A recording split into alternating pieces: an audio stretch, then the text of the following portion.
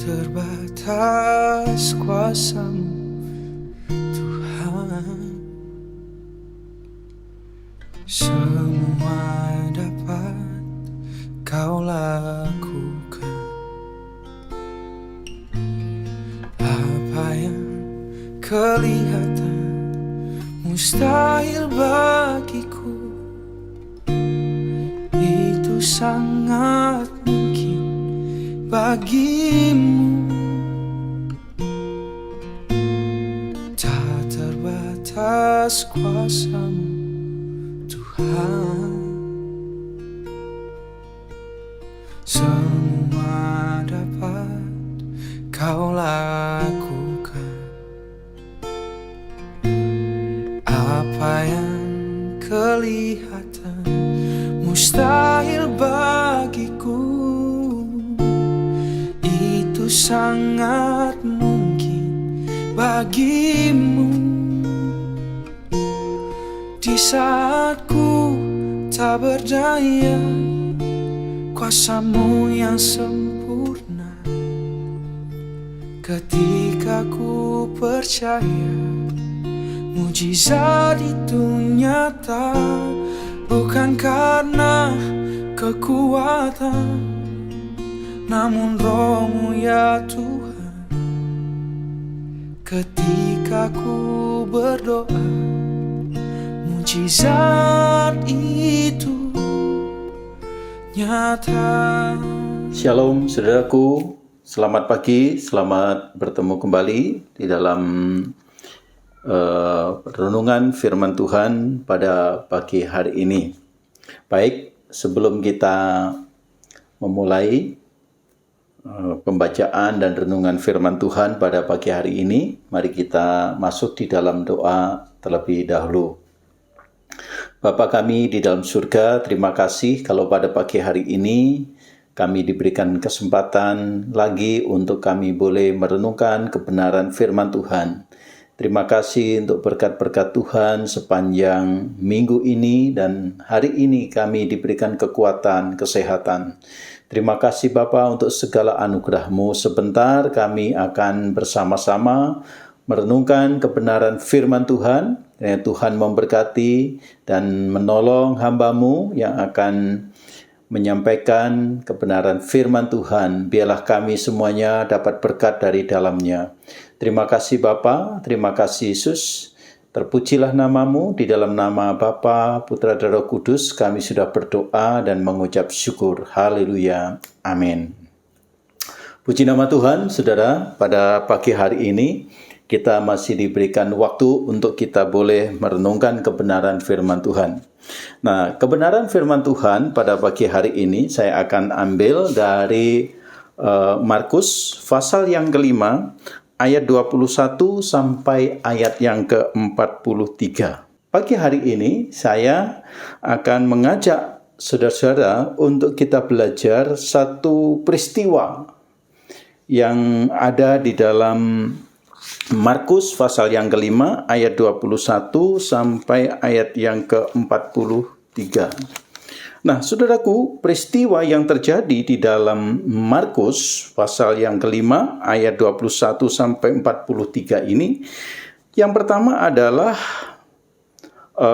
peristiwa di mana Yesus membangkitkan anak Yairus yang sudah mati. Nah, yang kedua yaitu Yesus menyembuhkan seorang perempuan yang sakit pendarahan selama 12 tahun. Nah, saudara, saya akan mengajak kita semuanya untuk kita belajar di bagian ini, khususnya kita akan menyoroti atau kita akan mempelajari bersama-sama bagian yang kedua yang saya sampaikan tadi, tentang Yesus menyembuhkan perempuan yang sakit pendarahan. Saudaraku yang dikasihi oleh Tuhan, dalam perjalanan Yesus dari desa ke desa dan dari kota ke kota untuk memberitakan firman Tuhan dan juga untuk menyembuhkan orang-orang yang sakit dan juga membangkitkan orang yang sudah mati.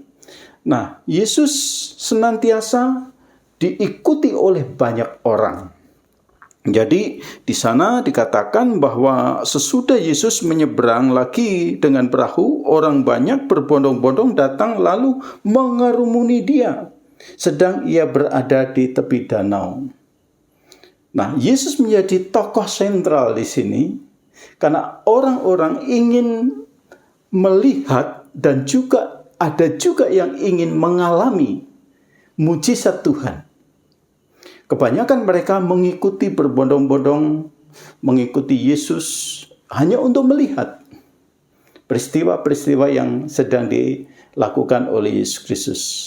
Tapi pada hari ini saya tidak akan mengajak saudara untuk hanya melihat, tapi saya ingin mengajak saudara untuk kita bisa mengalami seperti apa yang sedang dialami oleh seorang perempuan yang sakit pendarahan ini. Saudara, dikatakan di sana bahwa ada seorang perempuan yang sudah 12 tahun lamanya menderita pendarahan. Nah, ayat 26 dia mengatakan, ia telah berulang kali diobati oleh berbagai tabib. Orang-orang yang dianggap bisa menyembuhkan penyakit-penyakit. Sehingga telah dihabiskan semua yang ada padanya. Namun sama sekali tidak ada faedahnya, malah sebaliknya keadaannya semakin memburuk. Oh, kasihan sekali saudaraku, penderitaan yang dialami oleh seorang wanita ini. Bayangkan saudara, 12 tahun dia mengalami pendarahan. Dia sudah pergi ke sana kemari, pergi ke tabib untuk diobati, untuk mendapatkan kesembuhan dengan harapan yang besar dia ingin disembuhkan, dan sampai dia harus menjual barang-barang, menjual miliknya, hartanya, semuanya dikeluarkan untuk apa? Untuk supaya mendapatkan kesembuhan. Tapi apa yang terjadi saudaraku? Di Alkitab mengatakan tidak ada faedahnya, tidak ada gunanya, malah sebaliknya keadaannya semakin memburuk. Saya tidak habis pikir saudaraku dan sulit untuk membayangkan kondisi seperti ini. Begitu menderitanya si wanita ini. Begitu menderitanya si perempuan ini. 12 tahun saudaraku. Mengeluarkan darah terus. Sebagai seorang wanita, dia mengalami masa-masa di mana dia harus tidak bisa untuk ditolak kejadian ini. Tapi apa yang terjadi saudaraku? Dia sudah berupaya sedemikian rupa. Dia ingin mendapatkan kesembuhan, tapi tidak memperolehnya. Walaupun hartanya sudah habis dan juga semua tabib mungkin sudah didatangi tapi tidak bisa menyembuhkan. Tapi apa yang terjadi saudaraku? Dia sudah mendengar berita tentang Yesus. Maka di tengah-tengah orang banyak itu, ia mendekati Yesus dari belakang dan menjamah jubahnya. Saudaraku, satu usaha yang dikeluarkan, satu usaha yang dikerjakan, satu usaha yang diusahakan oleh perempuan ini. Untuk apa? Dia menginginkan supaya ada kesembuhan. Karena dia tahu, dia mendengar bahwa Yesus sang penyembuh itu, Yesus yang bisa menyembuhkan segala sakit penyakit itu, ada di antara mereka, ada di daerah dia. Maka dia menerobos orang-orang yang banyak yang berbondong-bondong mengerumuni Yesus itu. Dia dari belakang. Karena apa? Dia memiliki iman di sana. Dia mengatakan, sebab katanya, asal ku jamah saja jubahnya. Perhatikan saudaraku, ayat 28 mengatakan, sebab katanya, asal ku jamah saja jubahnya, aku akan sembuh. Wow, ini luar biasa saudaraku. Iman yang sangat besar sekali. Disertai dengan keinginan, disertai dengan kerinduan, disertai dengan hausnya untuk mendapatkan kesembuhan di dalam hidupnya. Karena apa? Sudah bosan, sudah capek, sudah merasa lelah, sudah hilang harapan saudaraku. Karena 12 tahun mengalami masa seperti itu. Seketika itu, saudaraku, ayat 29 mengatakan, berhentilah pendarahannya dan ia merasa bahwa badannya sudah sembuh dari penyakitnya. Haleluya, saudaraku. Haleluya, puji Tuhan. Ini satu mujizat yang luar biasa yang dialami oleh siapa? Oleh perempuan ini. Dia merindukan sebuah kesembuhan. Dia merindukan sebuah jamahan daripada Tuhan. Bahkan dia mengatakan tidak ku jamah, tetapi hanya ku pegang. Ya. Tidak perlu Yesus menjamah aku. Katakanlah demikian, saudaraku. Tidak perlu Yesus menjamah aku. Aku saja yang menjamah jubahnya. Pasti aku sembuh. Inilah iman yang dimiliki oleh perempuan ini. Dan terbukti, saudaraku, dengan imannya itu, dia bisa sembuh. Saudaraku yang dikasihi oleh Tuhan, ini yang perlu kita teladani di dalam kehidupan kita sehari-hari. Masa-masa krisis ada di tengah-tengah kita. Mungkin kita sedang pada saat ini sedang mengalami masalah-masalah keluarga. Atau masalah-masalah ekonomi. Masalah-masalah dalam rumah tangga. Masalah kesehatan. Saudaraku, masihkah ada iman di tengah-tengah hidup kita? Masihkah ada iman yang kita miliki sebagai orang yang percaya, memiliki iman, memiliki kepercayaan kepada Yesus yang sanggup melakukan segala perkara. Yesus memberikan jalan keluar. Yesus memberikan jawaban atas segala pertanyaan-pertanyaan kehidupan kita. Saudara, saya ingin tegaskan kepada kita semuanya. Hari-hari yang kita lalui bukan hari-hari yang enak. Apalagi dalam masa-masa sekarang. Kita sudah merasakan bagaimana kesulitan-kesulitan yang kita hadapi dalam masa-masa pandemi ini. Ya, kurang lebih sekitar 10 bulan. Dan kita mau masuk hampir 1 tahun, saudaraku. Kondisi yang tidak normal. Tidak seperti tahun-tahun yang lalu kita bisa bepergian seenaknya saja tanpa memakai masker. Kita pergi kemana-mana, saudaraku, bebas. Ada hari-hari untuk kita berkumpul bersama keluarga, berkumpul sama teman-teman. Mungkin kita berkumpul untuk berekreasi bersama-sama satu gereja. Tapi pada saat ini, saudaraku, semuanya serba dibatasi. Karena apa? Kita sedang berusaha untuk memutus mata rantai penyebaran COVID-19 ini. Saudaraku, satu pergumulan. Ini bukan pergumulan pribadi, tetapi pergumulan seluruh dunia. Dan hari-hari ini, saudaraku, sudah mulai muncul lagi varian baru yang tidak ada gejalanya sama sekali, tahu-tahu bisa meninggal. Timbul lagi virus yang baru. Saudaraku, secara manusia kita dalam keadaan takut kemana-mana. Tapi satu hal yang ingin saya katakan kepada saudara. Mari kita memiliki iman seperti perempuan ini tadi.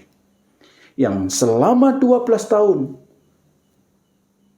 Yang selama itu terus dalam keadaan sakit penyakit. Membawa sakit penyakit.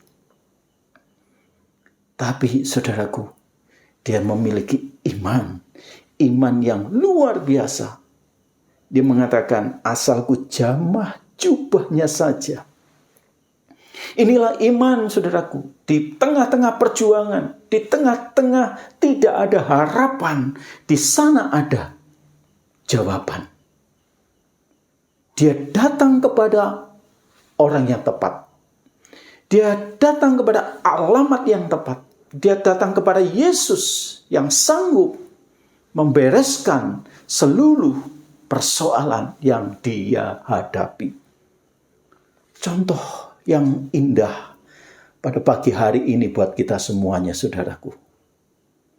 Mari kita datang kepada Tuhan Yesus Kristus. Apapun pergumulan saudara. Saya juga mengalami pergumulan. Masa-masa seperti ini sama kita alami. Ada krisis-krisis yang kita hadapi. Mungkin pada saat ini saudara bergumul dengan sakit penyakit suami atau istri atau anak atau menantu atau orang tua. Atau sekarang saudara sedang menghadapi krisis-krisis ekonomi. Pergumulan-pergumulan dalam pekerjaan. Pergumulan dalam perekonomian rumah tangga. Kami semua menghadapi itu semuanya. Kita bisa menghadapi itu semuanya. Dan semuanya itu saudaraku, tidak bisa kita bereskan dengan diri kita sendiri. Kemampuan kita terbatas. Tetapi ingat, kita punya Allah yang maha dahsyat, yang sanggup melakukan perkara, yang bisa mengangkat semua beban, yang bisa menyelesaikan persoalan-persoalan di dalam kehidupan kita. Mari kita teladani daripada kehidupan seorang perempuan yang mengalami pendarahan selama 12 tahun ini, saudaraku. Asalku jamah jubahnya, saudara. Saat ini mungkin kita tidak bisa menjamah secara fisik jubah Tuhan Yesus Kristus. Tapi asal kita mau datang dengan sungguh-sungguh sujud tersungkur di hadapan Tuhan dan mengangkat tangan, Tuhan, aku tidak mampu. Aku sudah lelah, aku sudah capek dengan penyakitku, aku sudah lelah dengan kondisiku, aku sudah lelah dengan pergumulan suamiku, aku sudah lelah dengan pergumulan anak-anakku, menantuku, cucuku, dan semuanya, saudara. Datang kepada Tuhan. Tuhan akan menolong, Tuhan akan memberikan jawaban. Dan saat itu, dengan imannya yang luar biasa, saat itu Tuhan izinkan untuk apa? Untuk dia sembuh. Saudara, saya menyoroti di bagian ini. Saya belajar begitu luar biasanya iman daripada perempuan ini. Saya belum sampai titik sana. Tapi saya mau belajar sampai menuju titik seperti apa yang dialami oleh perempuan ini. Saudara, pagi hari ini saya ajak saudara untuk bersama-sama datang kepada Tuhan. Sungguh-sungguh menyerahkan hidup kita kepada Tuhan. Iman kita dipertaruhkan dengan situasi yang ada. Iman kita dipertaruhkan pada saat itu kita sedang mengalami pergumulan-pergumulan seperti ini. Mari kita bersama-sama. Semua lini membantu. Pemerintah membantu untuk menyediakan vaksin supaya memutuskan mata rantai penularan COVID-19 ini. Dan sekarang sudah datang dan sedang dikerjakan, saudaraku. Itu adalah usaha-usaha secara medis, usaha-usaha ilmuwan untuk supaya apa? Kita semuanya boleh diselamatkan jiwanya, tidak tertular COVID itu. Tetapi satu hal, saudaraku, mari kita percaya, walaupun pada saat ini kita belum divaksin, kita belum merasakan bagaimana jarum suntik itu masuk untuk memasukkan vaksin itu. Kalau Tuhan mau bekerja, Tuhan mau lakukan itu semuanya, saudaraku. Yang saat ini mungkin saudara sedang menghadapi sakit penyakit ataupun virus COVID-19 ini. Mari kita berdoa, datang kepada Tuhan. Datang kepada Tuhan. Yesus menyembuhkan, Yesus menolong, dan Yesus beserta dengan kita. Mari kita yakini akan janji Tuhan dan belajar seperti apa? Seperti seorang perempuan yang sakit pendarahan selama 12 tahun ini. Mari kita belajar bersama-sama untuk hal ini. Kiranya Tuhan Yesus memberkati kita semuanya dan memimpin dan menolong kita dan memberikan jalan keluar kepada kita semuanya. Tuhan Yesus memberkati kita semuanya. Amin. Mari kita masuk di dalam doa. Bapa di dalam surga, terima kasih untuk pagi hari ini Engkau memberikan teladan kepada kami semuanya untuk memiliki iman seperti seorang perempuan yang mengalami sakit pendarahan selama 12 tahun. Tuhan, pergumulannya begitu berat dalam kehidupannya sampai dia sudah kehabisan harta. Semua kekayaannya dijual untuk mencari kesembuhan. Dan itu semuanya sia-sia. Dan Alkitab mengatakan bahwa keadaan perempuan ini semakin parah. Tapi hari ini kami dihibur, kami dikuatkan, kami dinasehati, kami ditegur. Untuk apa? Kami memiliki iman seperti wanita ini.